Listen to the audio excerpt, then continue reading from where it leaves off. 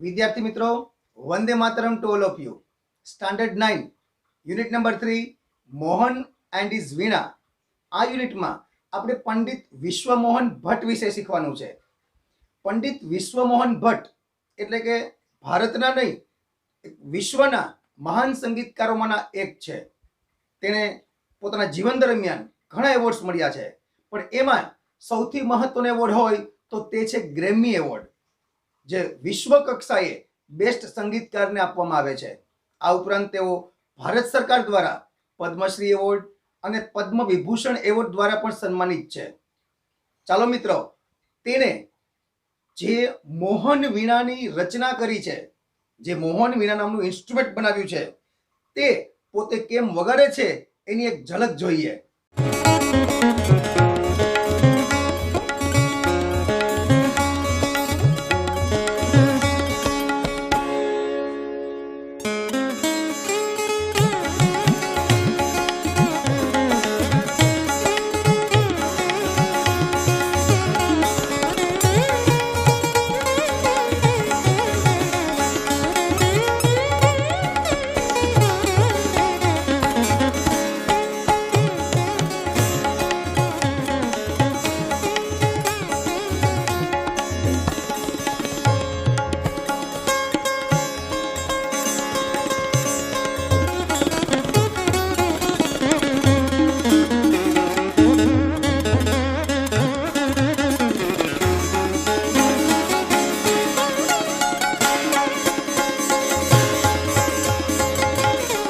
તો જોયું મિત્રો, આ હતી પંડિત વિશ્વમોહન ભટ્ટની મોહન વીણા.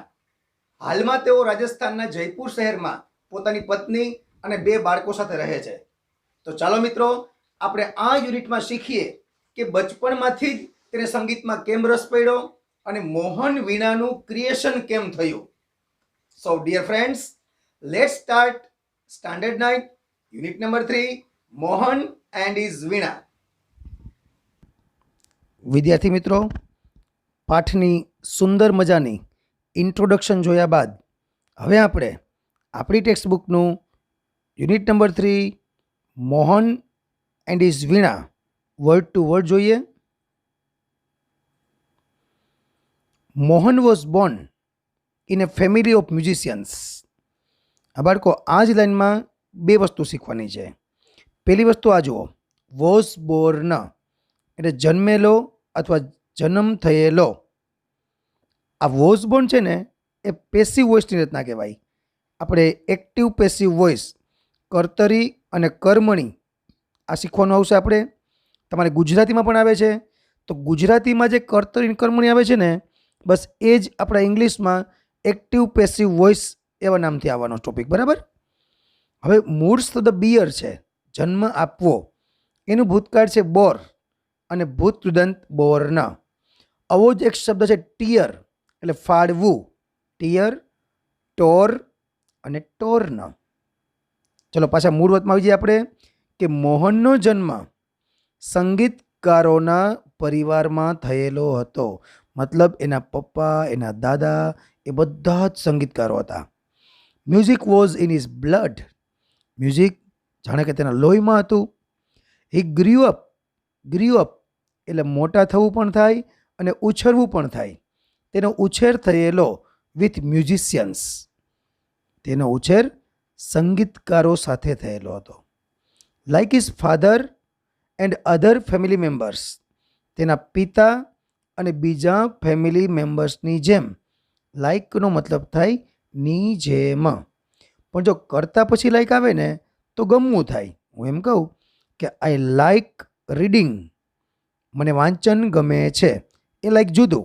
અને આ લાઈક શરૂઆતમાં આવે ને તો ની જેમ થાય કે like is father and other family members. તેના પિતા અને બીજા એના પરિવારના સભ્યોની જેમ જ. હી વોઝ ઇનિશિયલી મતલબ થાય શરૂઆતમાં.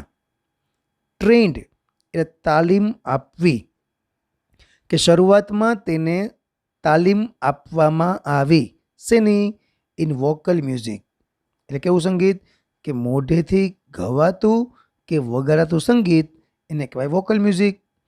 And then he tried his hand, પછી તેણે કોશિશ કરી શેમાં? At the violin. પહેલાં વોકલ મ્યુઝિક શીખા બધું, પછી પ્રયત્ન કર્યો વાયોલિનમાં. વેન હી વોઝ અબાઉટ 10, તે લગભગ 10 વર્ષના હતા ત્યારે he started liking sitar.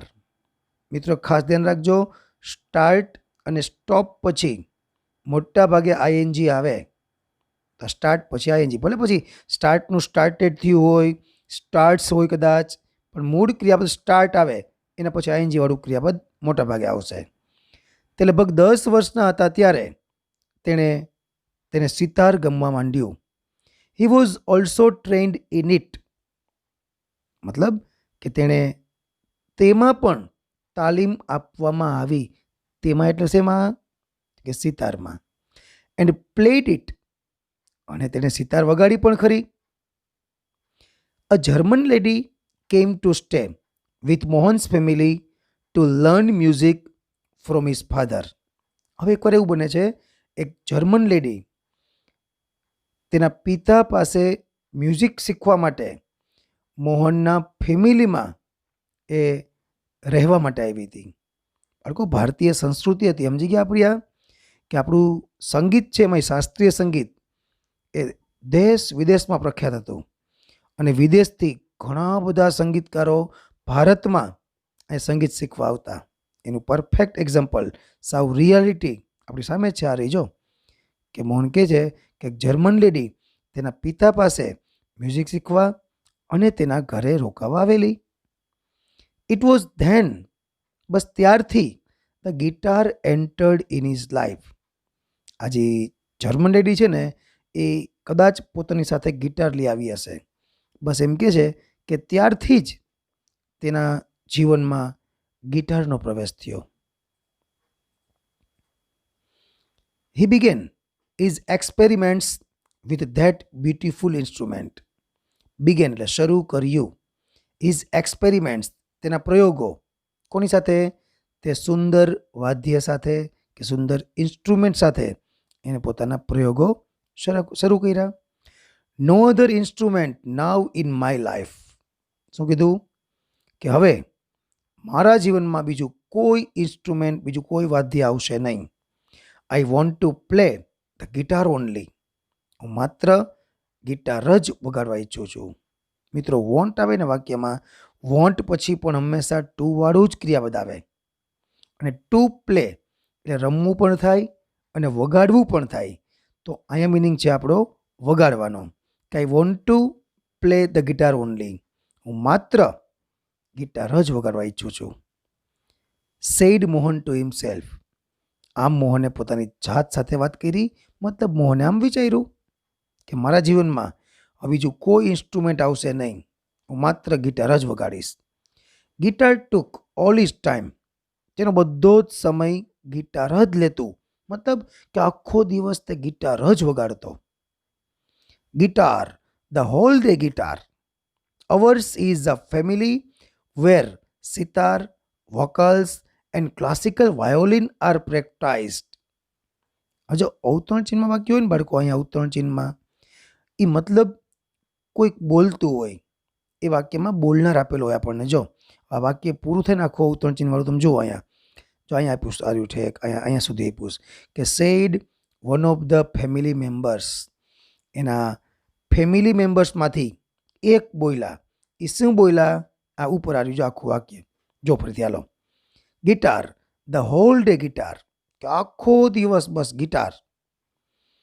Hours is a family, આપણું એ કુટુંબ છે એ કે વેર, કે જ્યાં sitar, vocal and classical violin are practise. કે આપણા કુટુંબમાં કે આપણા ફેમિલીમાં સિતાર, પછી ગાયન અને શાસ્ત્રીય વાયોલિનનો જ અભ્યાસ થાય છે, એનો જ મહાવરો થાય છે. The guitar does not have the effect. ગિટારમાં એવી બધી કાંઈ અસર નથી કે ઇફેક્ટ એટલે અસર, એનું વર્બ બને અફેક્ટ, અસર કરવી. અને મિત્રો આ પણ એક ખાસિયત રાખજો કે ડઝ નોટ પછી હેવ આવે. જો બાકી મગજમાં એવું આવે આપણને કે ગિટાર છે એ ત્રીજો પુરુષ એક વચન કહેવાય, એટલે કે ઇટમાં આવે, તો ઇટ સાથે હેવ કે હેઝ, તો બધા એમ કહે કે ઇટ સાથે હેઝ આવે, પણ ડઝ નોટ પછી તો મૂળ રૂપ જ આવે પાછું, એટલે અહીંયા હેવ બરાબર છે આ. ચલો પાછા મૂળ વાતમાં આવી જાય કે તેના ફેમિલી મેમ્બર્સમાંથી કે શું કીધું કે ગિટારમાં અસર નથી. વિચ અવર ઇન્સ્ટ્રુમેન્ટ ડુ, કે જેવી અસર આપણા વાદ્યોમાં છે ને એવી અસર ગિટારમાં નથી. એન્ડ મોર ઓવર, અને વધારામાં ઇટ્સ નોટ ફ્રોમ ઇન્ડિયા, અને વધારામાં કે ઉપરાંત તે ભારતનું વાદ્ય નથી. Said one of the family members, આવું એના ફેમિલી મેમ્બર્સમાંથી એક બોલ્યા. ફરી પાછો નિયમ આવ્યો આપણો કે વન ઓફ પછી હંમેશા બહુવચનનું જ નામ આવે. તો એ વન ઓફ આવી ગયું અને ફેમિલી મેમ્બર્સ એ બહુવચનનું નામ આવી ગયું. Do you know your father does not approve your love for the guitar, said is aunty. તને ખ્યાલ છે કે તારા પિતાજીને તારો ગિટાર પ્રત્યેનો લવ છે, ગિટાર પ્રત્યેનો પ્રેમ છે એ મંજૂર નથી. મતલબ તારા પિતાને તું ગિટાર વગાડે એ ગમતું નથી, એ તને ખબર છે. સેડ ઇઝ આંટી, આવું તેના આંટી બોલ્યા. આંટી એટલે એના ફઈ પણ હોઈ શકે, એના માસી પણ હોઈ શકે, એના કાકી પણ હોઈ શકે. આપણે ગુજરાતીમાં જોગવાઈ સરસ છે જો આપણે એવી, પણ ઇંગ્લિશમાં એવું નથી, એટલે બધાને આંટી કહેવાની છૂટ. જે હોય તે હવે એક પછી એક આવી અને આપણા મોહનભાઈને બધાય મેણા ટોણા મારે જ ને ખીજાય છે જો બધાય ગિટાર મૂકતું અને આપણા શાસ્ત્રીય બધી વાદ્યો છે એ તો વગાડ. But his mother came to help, છેવટે માં તેમાં બીજા વગડાના વાહ, બસ એની જેમ જ એના માસીન કાકીન બધા જેમ તેમ કહેતા હતા, પણ એના મમ્મીની હેલ્પમાં આવ્યા છોટે. શું બોલ્યા? Let him follow his heart's Dzire.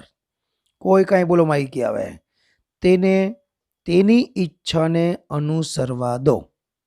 બાળકો ખાસ ધ્યાન રાખજો, આ લેટવાળી રચના જુઓ. આમાં શું હોય, આપણે આ ઇમ્પેરેટિવ સેન્ટેન્સમાં ખાસ શીખાતા, યાદ કરો. લેટ પ્લસ કર્મ પ્લસ મૂળરૂપ. આપણે એમ કેવું હોય, તેને જવા દો, તો late him go.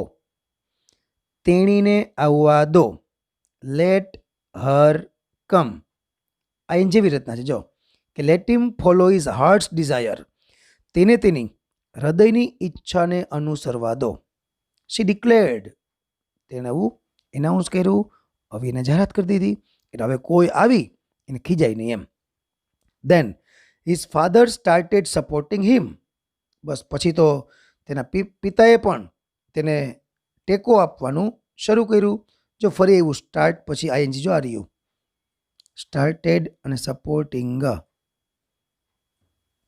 He was ઓવરજોયડ, તે ખૂબ જ આનંદમાં આવી ગયો. એન્ડ ડિસાઇડેડ, તો ડિસાઇડ પછી પણ ટુ વાળું આવે. આ કેમ સ્ટાર્ટ પછી આઈએનજી આવે, એમ ડિસાઇડ પછી ટુ વાળું આવે. અને જો નીચે આવે ટ્રાય, આ ટ્રાય પછી પણ ટુ વાળું, ડિસાઇડ પછી પણ ટુ વાળું. હવે તો બાળકો ઘણા બધા ક્રિયાપદ છે, એનું લિસ્ટ આપણે ફંક્શનમાં આપવાના છે. અત્યારે યાદ રાખજો થાય કે સ્ટાર્ટ પછી આઈએનજી આવ્યું, ડિસાઇડ પછી ટુ આવ્યું અને ટ્રાય પછી પણ ટુ આવ્યું. હી વોઝ ઓવરજોયડ, તે ખૂબ જ આનંદમાં આવી ગયો. He tried to make it suitable, suitable મતલબ યોગ્ય. He tried to make it suitable for playing pure Indian classical music. તેને કોશિશ શેની કરી કે શુદ્ધ ભારતીય અને શાસ્ત્રીય સંગીત વગાડવા માટે એને અનુકૂળ કરવાની કોશિશ કરી. કે આ જે ગિટાર છે એને આપણે શુદ્ધ ભારતીય શાસ્ત્રીય સંગીત પ્રમાણે કેમ વગાડી શકાય એની કોશિશ કરી એને. હવે he spent 2 more years with guitar only. તેણે બીજા 2 વર્ષ ફક્ત ગિટારમાં જ વિતાવ્યા. સ્પેન્ટ, SPEND, સ્પેન્ડનું આ ભૂતકાળ છે.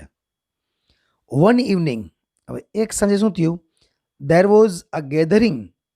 ગેધરિંગ મતલબ એક નાનકડી મીટિંગ, મળતાવડો ઓફ ક્લોઝ ફેમિલી ફ્રેન્ડ્સ. એકવાર એક સાંજે એના ઘરે શું હતું, એના ફેમિલી ફ્રેન્ડ્સનો મળતાવડો હતો. ઇન ધીસ સ્મોલ ગેધરિંગ આ નાનકડા ગેધરિંગમાં Mohan's brother, sister and nephews played music. જો બીજા બધા કાઉન્સ છે એટલે મૂળ તો આ નેવ્યુઝ પછી ક્રિયા પછી દુઆ આવશે. જોઈ આખું વાક્ય ફરીથી. In this small gathering Mohan's brother, sister and nephews played music on their classical instruments. કે આ મળતાવડામાં, આ મીટિંગમાં તેના ભાઈ, એના બહેન અને નેવ્યુઝ એટલે ભત્રીજા, આ બધાએ શું કર્યું? મ્યુઝિક વગાડ્યું. કયું વગાડ્યું? Their classical instrument. એ બધાએ પોતાના શાસ્ત્રીય વાદ્યો પર સંગીત વગાડ્યું. હવે આજે વાત કરી નેવ્યુઝના કાઉન્સમાં શું આપ્યું છે આપણને? હુ વેર ઓલ્સો પરફોર્મિંગ આર્ટિસ્ટ. કે આ બધા કલાકાર હતા કે જાહેરમાં ગાતા હોય ને પ્રોગ્રામમાં બધા એવા કલાકારો હતા બધા. એ બધા જ કલાકારોએ આ ગેધરિંગમાં શું વગાડ્યું? તો કે શાસ્ત્રીય વાદ્યો પર સંગીત વગાડ્યું બધાએ. તો મિત્રો અહીંયા આપણે unit number 3 Mohan and his વીણાનો પાર્ટ 1 પૂરો કરીએ. આગળની સ્ટોરી આપણે પાર્ટ 2માં જોશું.